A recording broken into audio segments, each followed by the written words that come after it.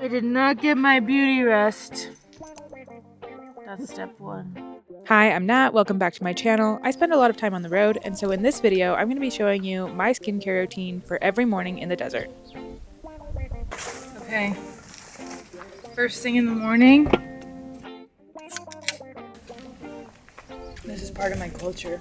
I need to preface by saying that I don't do it the exact same way every single time, but it's close. I can't find my hairbrush anywhere. So normally I would want to brush my hair, but since I can't find it, we're gonna skip that. I'm never in the mood to do this, so I like to keep it as simple as possible. I'll wear a hat later. I've tried to balance a routine that still works while still being compact and not creating a lot of waste.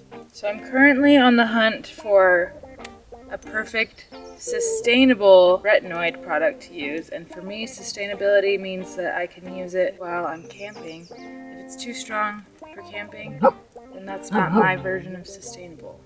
I want it to be used every day. So that I am not putting products on my face with dirty hands, I'm going to start by doing my version of washing my hands. So I have this little towel. It's kind of dirty, but good enough for my hands. And because I'm in the desert, I want to make sure that the products I'm using are super hydrating.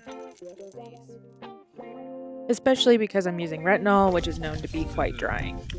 I'm a cosmetic formulation chemist, and this face wash is one that I formulated, but there's nothing super fancy about it, and any face wash is just fine. And that's not just when you're camping. Cleansers are not where you want to be investing your money when it comes to skincare. You just want to make sure that your cleanser is able to remove whatever it needs to remove. So when you aren't camping, you just want something that's strong enough to remove all of the sweat and dirt while still being gentle enough for your skin. Because I'm using a retinoid, I'm going to wash my face this morning so that there's none of that on my face throughout the day, because it will make me more sensitive to the sun. So I'm going to do kind of the same process, just with a little face wash. But now I have these pieces of cotton fabric that I cut up. Cotton is good because it attracts to the water-soluble pieces of the surfactant. So if you get it wet and then rub it off on your face, it'll pull all the oil and surfactant off your face like a makeup wipe would. So just gonna spray my thing.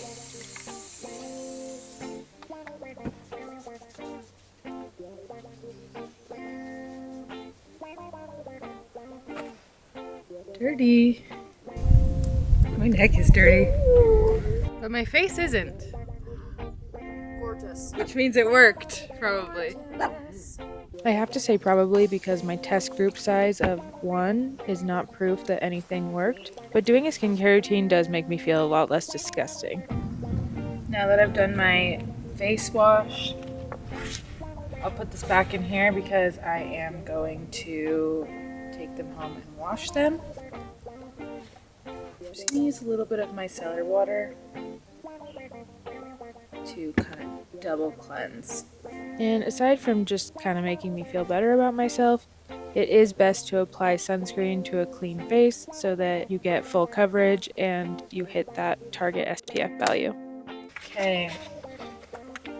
Then I brought with me these sweet chemistry products. I have the Barrier Repair Oil Serum and Elasticity Reinforcing Lipid Cream. So I'm going to use just a little bit of the oil. You should also apply sunscreen very last in your routine so that you don't risk breaking it up with other products. But I don't always do that, and I'll explain why.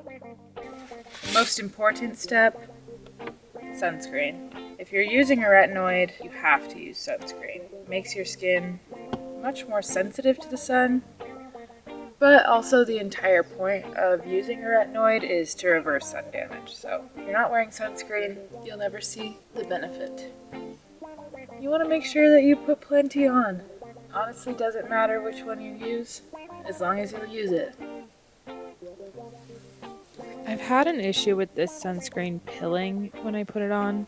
And whenever I see that, I have a lot less confidence that I'm actually getting the coverage that's being advertised. And this is only because SPF testing is not done in real life scenarios. It's done in like super controlled environments, so I've found that sometimes applying a lotion over the top of this sunscreen helps it blend in a little bit better.